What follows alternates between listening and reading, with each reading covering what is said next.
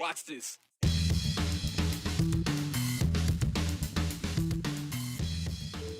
After 15 years, the nation's highest court has sided with a North Idaho couple and their desire to build on their property. But their decision may have taken a 50-year-old federal law down with it, and that's why conservationists are worried about the future of water. A shorter battle, but still one still in court. Interfaith Sanctuary's moving to a new location has taken a lot longer than they expected, and now breaking ground might just break the bank. Snow in June? No, not down here. Think way up there, like 6,500 feet up. But that will affect the height of the rivers down here, and we'll see how they check all that out. Sackett v. the EPA may not be the pay-per-view prize fight it sounds like, but it is an epic decade-and-a-half legal grudge match that has finally come to a conclusion. Sackett being the North Idaho couple who wanted to build a home on private property near Priest Lake. The EPA, the federal agency also known as the Environmental Protection Agency, who tried to stop the Sacketts because their land connects to Priest Lake by way of a wetland. And building on it without a costly permit would be a violation of the 1972 Clean Water Act. Well, last week, the U.S. Supreme Court unanimously sided with the Sacketts, saying, no, you don't need a permit. But the court then took their ruling a step further, changing federal law, which is now a concern for the Idaho Conservation League. Here's Andrew Bartline. Constantly flowing, constantly moving. There's no question, we depend on Idaho's waterways. Really looking at water quality protection in particular on Priest Lake, among other places where this is relevant. Marie Calloway-Kellner is the Conservation Program Director at the Idaho Conservation League. We have protections in place so that we can have swimmable and fishable and drinkable water. That protection is outlined by the EPA's Clean Water Act. For more than 50 years, this federal law has regulated the levels of pollution into our water. However, it's come with a lot of complications and a lot of ambiguity that the average citizen wouldn't be able to sort through. Maddie Clark is a policy analyst at the Mountain States Policy Center, and she questions the EPA's enforcement, which she says can be overreach. Somebody that might have, honestly, a puddle on their property, and the EPA can come in and say, no, it drains into this canal, which drains into this stream, which drains into this river, and thus we have standing. That's how it's been. Specifically, how it's been for the Sacketts in North Idaho, just off Priest Lake. The couple wanted to build a house on this plot of land 15 years ago. The EPA said their property is a wetland that eventually flowed into Priest Lake. They defined it as adjacent water. So before you can fill in this wetland area where you want to build your home, you have to get a permit from us. And they challenged that. And they won. The Supreme Court unanimously ruled the Sackett's property is not adjacent water and it is not subject to the Clean Water Act.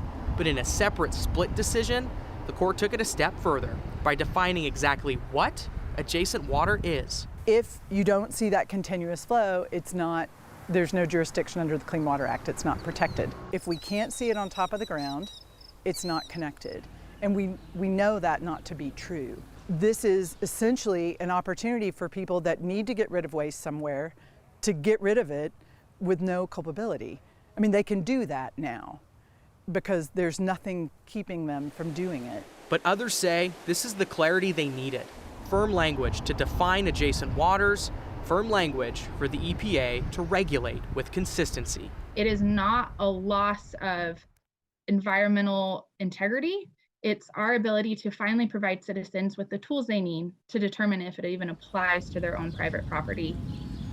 The Conservation League and the Mountain States Policy Center both say definitions around what can or can't be regulated by the EPA, which would be adjacent water, has been ambiguous. And it has been that way. It's been a constant battle for decades. The Conservation League understands the Supreme Court ruled unanimously that the EPA did not have to regulate this person's property with a permit, but that definition, Brian, that's now going to expand to everybody's property all over the country, that's their concern, is that just because it doesn't connect on the surface, they say that's not how the science works on it. So they're frustrated that what they see as a very nuanced and niche problem, like the exceptions becoming the rule, I guess is the way you would phrase that. So that concerns them. Well, I mean, there's always this push to protect groundwater as well. So, I mean, just because it's not on top, as you said, doesn't mean it's not part of the ecosystem. And what question I have is that property where they wanted to build, it looked like they were building on the same side, adjacent to them, not just adjacent to the wetlands. Yeah, and there's a big road that goes behind it too. I think it's 30 feet wide paved road. So, I mean, there's arguments on both sides. Yeah. And this is how it sits right now. But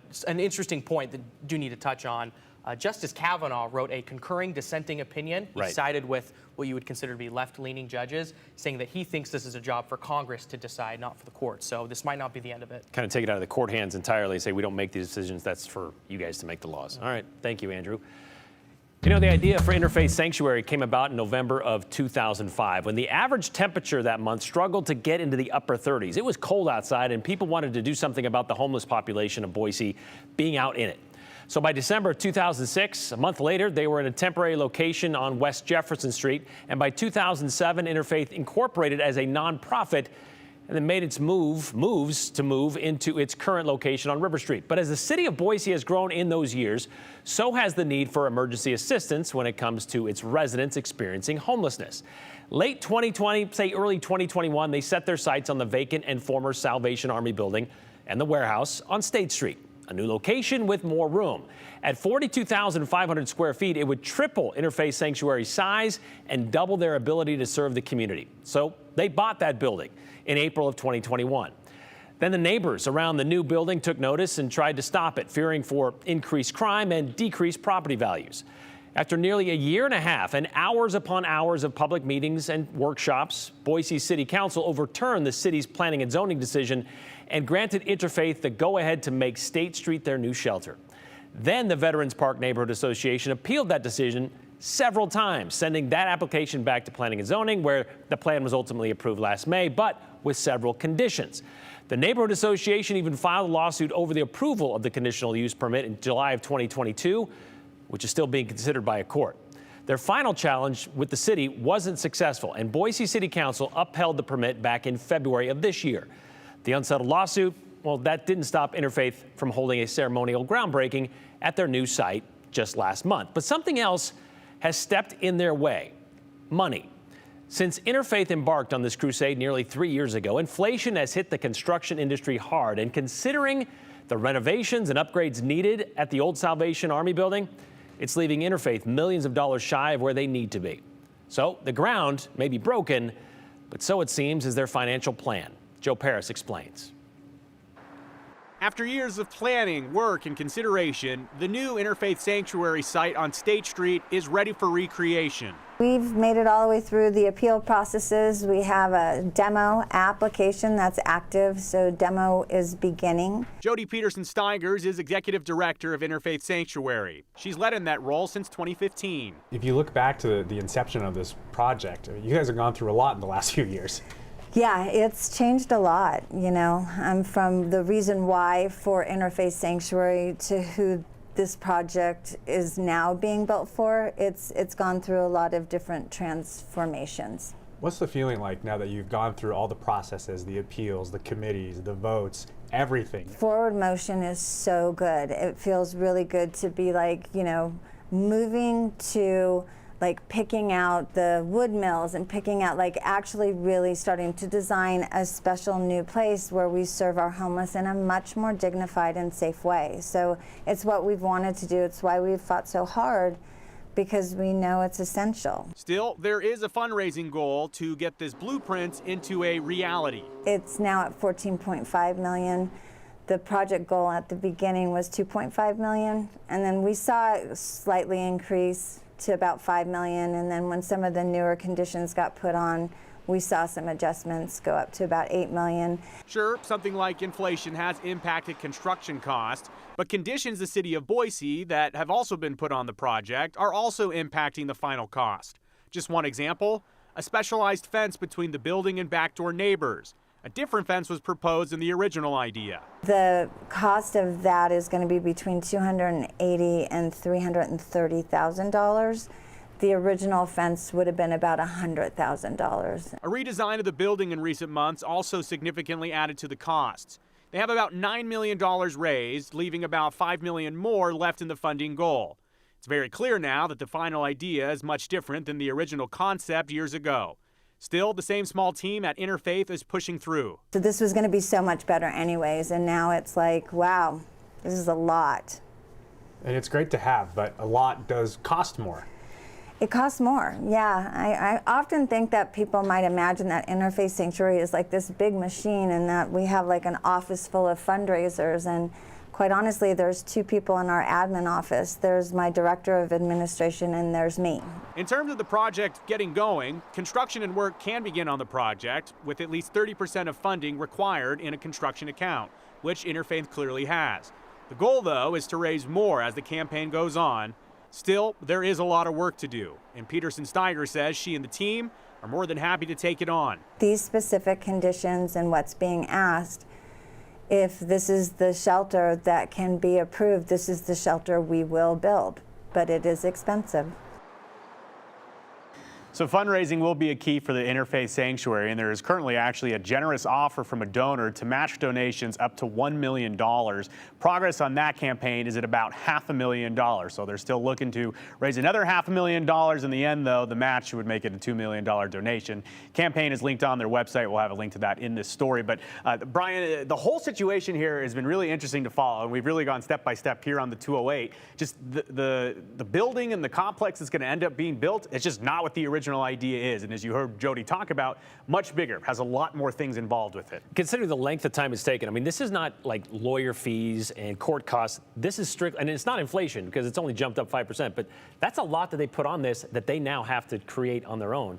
$2.5 million to $14.5 million. That's a huge jump. But Interfaith says, look, if this is what it takes to get it done and this is what the community needs, that's what they're going to do. All right, still a long way from that. All right, thank you very much, Joe.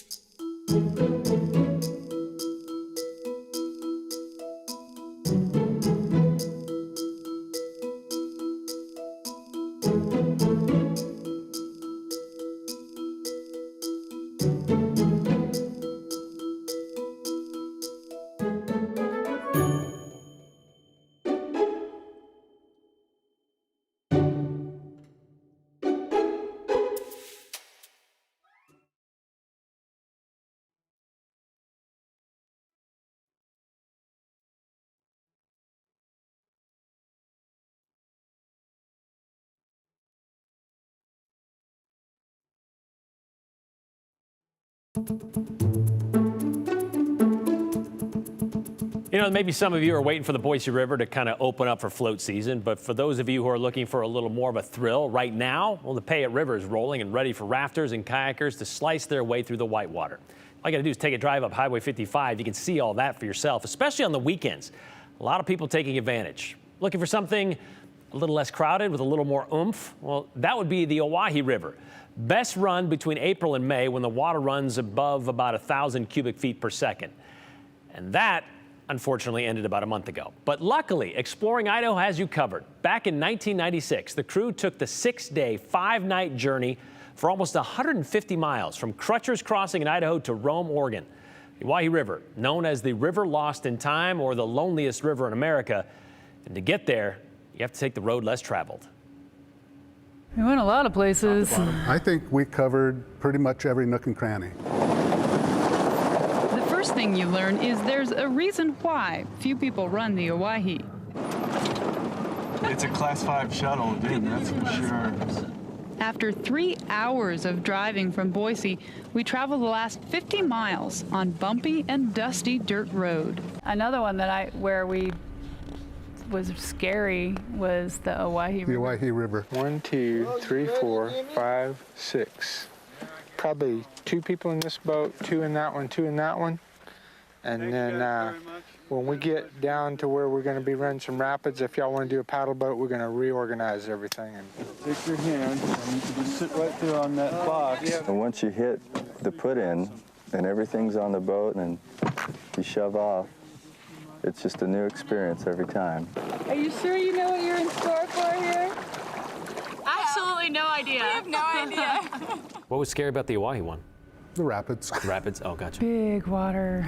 Yeah, we went in the spring, early spring. The group is in good position as it approaches the first drop. Down 5 feet over the ledge. Then Deb and Lise dig in up front, and you can hear Joe yelling commands. The crew appears to be in good position until all of a sudden it happens. It's sort of slow-mo. Lisa and I are like, we're on a rock.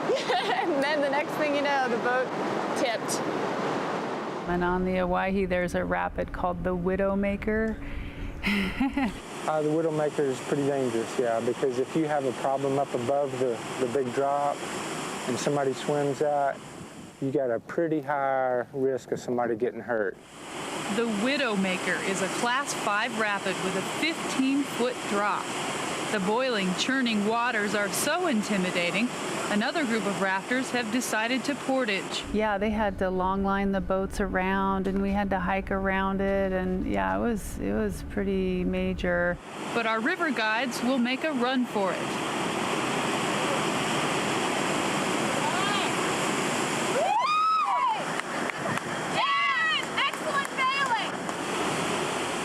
It's a good adrenaline rush. I mean, you actually get high off of doing it. I've run it a lot of times and I get scared. Amazingly, all 4 boats make it through.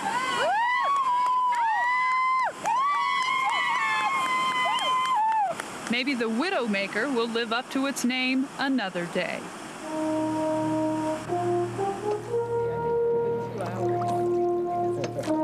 With the crux of our trip behind us and the takeout fast approaching, we're left to quietly reflect on the canyon, this trip, and ourselves. You do appreciate it more when you get a close look, and I think, you know, I hope that's something that I achieve when I show people a river canyon, is to give them a greater appreciation of the natural world. To be there and to feel that you're the only ones there, that you're in a special world, that you're isolated away from all the problems of everyday life is what makes that trip meaningful. It's really special. These are just really special trips and special places. It's kind of hard to put a word on that experience. It's just magic fits that term as good as anything, you know. What people go away from this area feeling, the experience that they had while they were here, the part of it that stays with them, that's magic. You know, they still do those 5-day trips on the Owyhee, but only a handful of people get a chance to raft the river each year because of the short window of opportunity. Like I said, it ended last month. The Owyhee River has been part of America's wild and scenic river system since 1984. But back in 1996, when the Exploring Idaho crew of, well, Bill and Jen made their run, there was talk of trying to preserve the Owyhee Canyonlands as a national park. That hasn't happened. But it was made into the Owyhee River Wilderness in 2009, the second largest such area not in a national forest, which means nothing out there, nothing mechanical like cars, boats, or even bikes are allowed. No roads, no buildings, no mining, and which pretty much guarantees the Owyhee remains the loneliest river in America.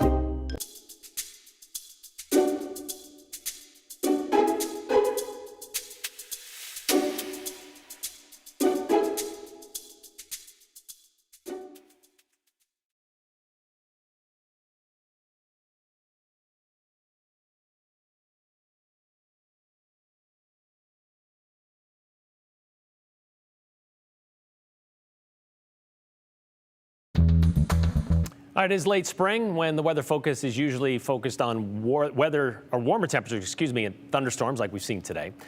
Not a time most people think about snow unless you like to keep track of river levels.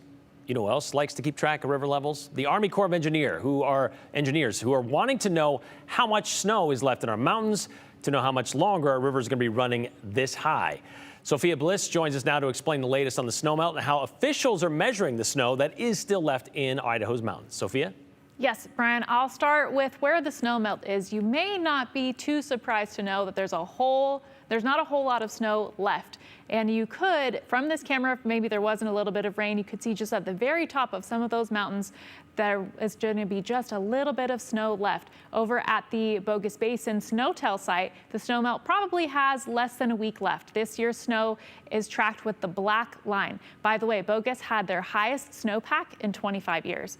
Briefly, we'll head over to the Chocolate Gulch site, which is the closest snow site to Sun Valley. You can see all the snow has melted there. It's definitely a late snow melt for the area, but not the latest they've seen. Next is Jackson Peak. This site is east of Lowman. They still have snow there. The black line hasn't reached the bottom of the graph yet. This site is 1,000 feet higher than Bogus Basin and Chocolate Gulch. So without leaving the KTVB studio, we can tell the snow that's left is at higher elevations than about 6,500 feet. But individual sites may not be able to tell us the whole picture. Let's say the site is on the western side of the mountain, but all the recent storms have been coming in from the east.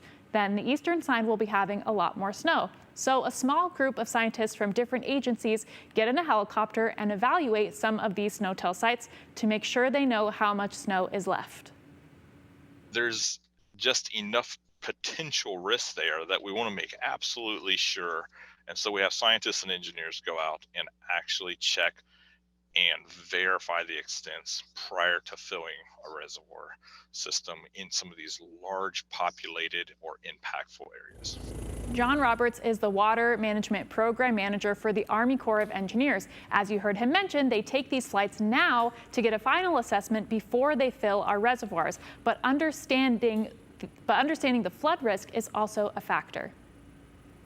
So we often hear about in the winter problems with rain on snow events that can drive a lot of flash flooding. The same thing can happen when we're doing our final fill. And if we combine it with just a little bit of snow left, and then we have no space in the reservoir system, it can cause problems for everyone downstream. So that's the primary reason. We're really checking to confirm there's no risk left before safely filling the reservoirs.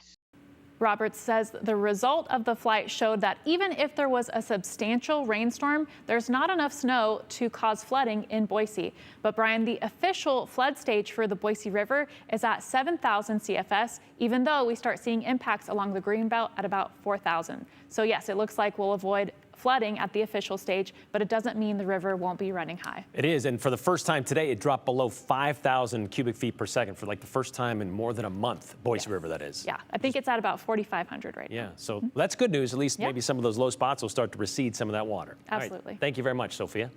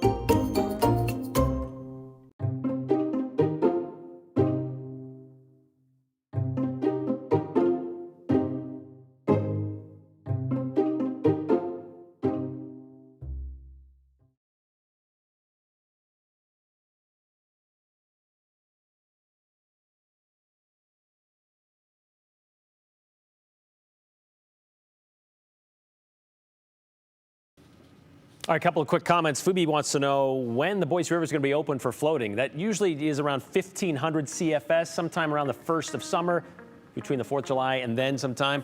You'd think the Supreme Court would be more protective of clean water considering how much they need to deal with their dirty laundry.